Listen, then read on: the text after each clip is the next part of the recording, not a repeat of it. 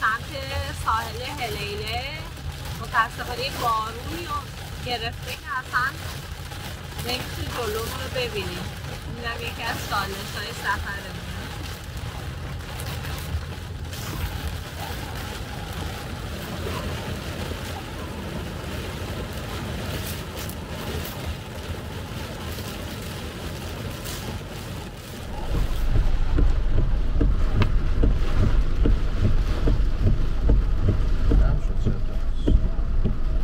به نظر من شدتش کم شده.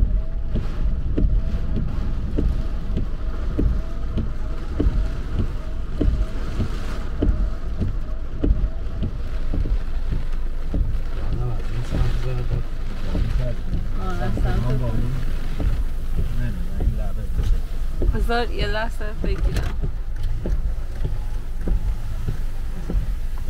چه بارونیه.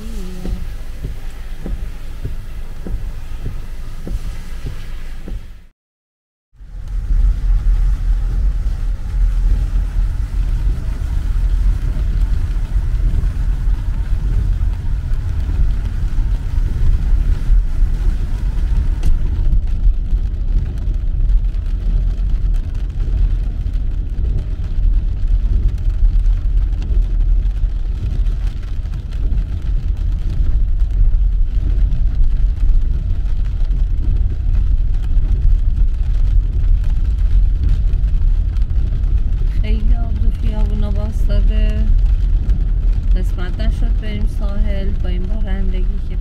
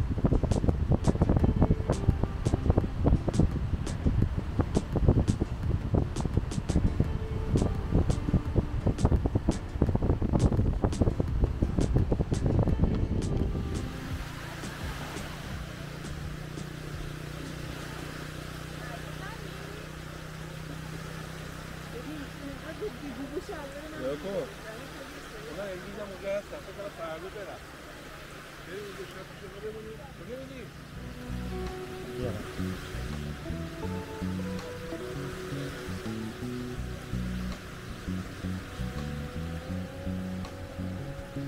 خب ساحل شنی بدی نیست، به نظر میاد که امکانات خاصی نداره.